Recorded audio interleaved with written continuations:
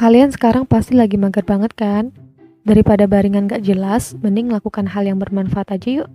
Kita belajar bahasa Korea bareng. Oke, siapkan bukunya dulu. Sebelum mulai, aku pengen sampaikan quotes dulu deh. Kalian merasa gak sih kalau waktu itu berjalan begitu cepat? Kadang pertama lihat jam masih jam 7 pagi. Tahu-taunya lihat jam selanjutnya udah jam 11 siang aja tuh. Nah, sayang banget kan kalau waktu nggak dimanfaatkan dengan sebaik mungkin. Setidaknya luangkan waktu 15 menit untuk belajar. Yuk kita belajar bahasa Korea bareng. Sebelum teman-teman belajar bagaimana cara penulisan dalam bahasa Korea, silakan teman-teman lihat di situ ada vokal tunggal dan vokal rangkap, di mana jumlahnya ada 21, kemudian di bawahnya ada konsonan yang berjumlah 14.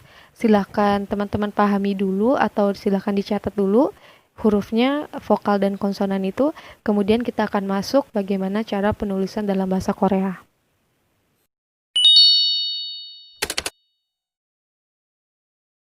Nah, untuk dengan mudah belajar cara penulisan bahasa Korea, di sini ada 5 rumus, di mana 5 rumus ini teman-teman harus pahami, dan untuk lebih gampangnya silahkan teman-teman catat dulu. Nah, rumus yang pertama itu ada C dan V, di mana ada 2 kotak, yang posisinya itu seperti mendatar. Kemudian yang kedua ada C dan V, yaitu seperti turunan gitu. Kemudian yang ketiga ada C, V, dan C. Ini kotaknya ada 3, seperti rumus turunan juga. Nah, silakan teman-teman lihat yang nomor 4 dan nomor 5. Nah, di sini C dan V itu, C merupakan konsonan, kemudian V itu merupakan vokal. Nah, kita akan bedah satu-satu dari rumus ini, di mana ini menjadi basic bagaimana cara penulisan dalam bahasa Korea itu sendiri. Nah, ini adalah rumus pertama. Di sini saya akan mengajarkan bagaimana cara penulisan di rumus yang pertama ini. Oke, di kotak pertama itu adalah konsonan. Di sini kita akan menuliskan I dalam bahasa Korea. I itu adalah saya ya. Kemudian di sini kita akan menuliskan bahasa Koreanya I itu adalah na. Nah, bisa teman-teman lihat di sini. Di sini itu ada huruf N kalau dalam bahasa Indonesianya, tapi dalam bahasa Koreanya pengucapannya itu adalah nien. Dan setelah N itu diikuti oleh A, di mana N ini adalah konsonan, kemudian V ini adalah vokal. Dan ini sesuai dengan rumus yang nomor 1. Arti dari na ini adalah saya.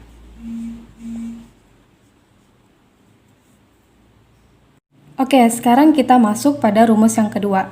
Nah, cara penggunaan di rumus yang kedua ini, di mana itu ada 2 kotak, tapi dia posisinya turun, di mana di atasnya itu adalah konsonan, di bawahnya vokal. Kalau yang pertama tadi, di depan kotak depan itu konsonan, kemudian setelah konsonan itu ada vokal, berarti 2 kotaknya itu sejajar, tapi yang ini dia bersifat turun.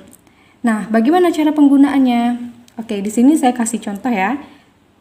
Dimana misalkan kita ingin menuliskan nose dalam bahasa Koreanya itu adalah ko, dimana nose ini dalam bahasa Indonesianya adalah hidung. Ko artinya hidung. Nah, di sini ini adalah K, di mana K ini adalah konsonan. Kemudian di bawah K ada vokal. Oke, sekarang kita masuk di rumus yang ketiga. Nah, di sini ada 3 kotak ya, yaitu ada konsonan, vokal, kemudian konsonan. Tapi dia posisinya seperti turunan. Nah, bagaimana cara penggunaannya? Di sini saya kasih contoh. Satu contoh ya. Nah, di sini kita akan menuliskan water, yaitu artinya air. Nah, air dalam bahasa Korea itu adalah mul. Di sini kita akan menuliskan mul, M. Ini adalah konsonan, kemudian kita tambahkan U di bawahnya, yaitu adalah vokal. Kemudian di bawahnya kita tambahkan L, di mana L ini adalah konsonan.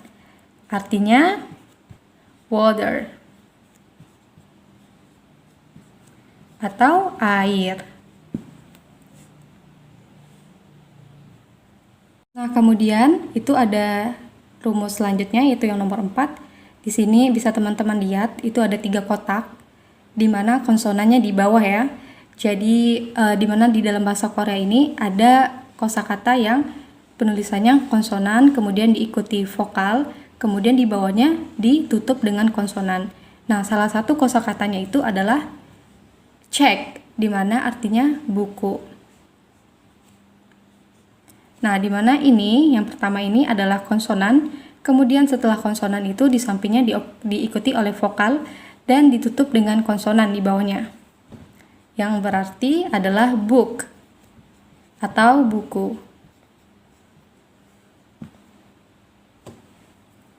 Oke, kemudian yang terakhir nomor 5 di mana di sini rumusnya ada 4 kotak. Nah, salah satu kosakata yang menggunakan rumus ini yaitu adalah duck. Duck ini artinya chicken.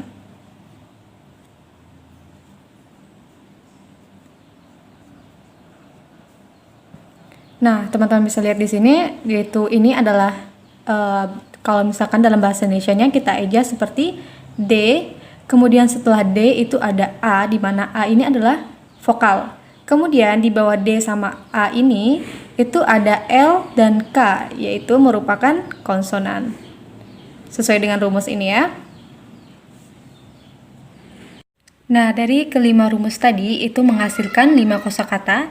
Yang pertama itu ada na, di mana di sini ada 2 kotak ya. Tadi itu ada konsonan dan vokal, yaitu konsonannya adalah N dan vokalnya adalah A. Di mana posisi dari rumus tersebut itu berbentuk mendatar. Kemudian yang kedua itu ada ko, yaitu ada konsonan di atasnya, kemudian di bawahnya diikuti oleh vokal. Dan yang ketiga itu ada 3 kotak ya tadi rumusnya, di mana konsonan, vokal, dan konsonan, di mana di bawah vokal itu ditutup dengan konsonan. Kemudian seterusnya. Nah, mungkin teman-teman akan bertanya-tanya gitu ya, kenapa di dalam penulisan bahasa Korea itu ada yang ditulis di samping, kemudian ada yang ditulis di bawah dari huruf tersebut gitu, dimana perangkaian dalam penulisan bahasa Korea itu ada yang ditulis secara menyamping, kemudian ada yang huruf yang ditambah di bawah. Nah, untuk lebih jelasnya akan dijelaskan di slide berikutnya. Nah, jika teman-teman lihat di samping, di situ saya membagikan 2 jenis vokal ya, yaitu ada vokal vertikal dan vokal horizontal. Nah, di mana vokal vertikal ini selalu ditulis di samping setelah konsonan, kemudian vokal horizontal ini selalu ditulis di bawah konsonan. Nah, untuk lebih mudah memahaminya, saya akan memberikan beberapa contoh. Misalkan kita akan menuliskan opa. Nah, pastinya teman-teman udah tahu ya, opa itu artinya adalah bisa digunakan untuk menyebut kakak laki-laki atau untuk panggilan sayang. Nah, di sini kita mungkin akan menuliskan kakak laki-laki ya. Kakak laki-laki. Nah, di sini teman-teman lihat di kosakata ini, di mana ini A, ini merupakan vokal vertikal, dan kemudian di sini kan ada O, dan ini merupakan vokal horizontal. Oke, contoh lain lagi, misalkan kita ingin menuliskan Nuna. Nah, di mana Nuna ini teman-teman pasti udah tahu juga ya, arti Nuna itu adalah untuk sebutan kakak perempuan yang dipanggil oleh adik laki-lakinya. Kakak perempuan. Sini kita singkat aja ya, PR. Nah, di sini teman-teman lihat setelah nien itu diikuti oleh u. Setelah n, yaitu n merupakan konsonan, diikuti oleh u, yaitu vokal. Kemudian ada n lagi, setelah n diikuti vokal. Nah, di sini teman-teman bisa lihat yang di samping tadi ya, bahwasanya ini merupakan vokal horizontal dan kemudian ini merupakan vokal vertikal, di mana vokal horizontal akan selalu ditulis di bawah konsonan, kemudian vokal vertikal akan selalu ditulis di samping konsonan. Tidak bisa ya kalau vokal vertikal ditulis di bawah, itu salah. Misalkan, oke, di sini saya akan memberikan contoh untuk bahasa Indonesia. Misalkan teman-teman ingin menulis misalkan nama orang Indonesia ya, misalkan kita tulis Nina. Di sini Nina. Nah, karena Nina ini kalau misalnya kita eja di bahasa Indonesia N-I-N-A, di mana I dan A ini merupakan vokal, tapi kalau misalkan di dalam bahasa Koreanya dia termasuk vokal vertikal, sehingga dia ditulis di samping. Tidak ditulis seperti ini ya. Bukan seperti ini ya. Ini adalah salah. Oke, semoga teman-teman paham ya sampai di sini. Nah, di sini mungkin ada beberapa teman-teman yang akan menanyakan ini, dimana kalau misalnya kita sebut dalam bahasa Indonesia, mungkin kita akan menyebutnya seperti O. Nah, tapi dalam bahasa Korea itu disebut ieng. Nah, ieng ini, fungsi dari ieng itu selalu diletakkan untuk vokal. Tapi hanya digunakan ketika vokal itu berada di awal kata. Jadi misalkan ini ya, opa, di mana O ini kan merupakan vokal ya, di mana O ini berawal di kata. Jadi dia bisa dibaca seperti opa, maka harus ditambahkan dengan ieng. Kalau tidak ada ieng, maka ini tidak bisa dibaca opa. Tidak bisa menjadi kata yang sempurna.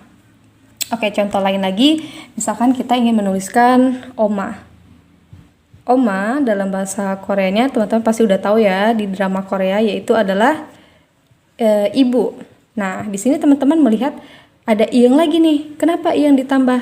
Karena O di sini posisinya adalah vokal yang berada di awal kalimat, awal kata. Jadi dia harus ditambah ieng.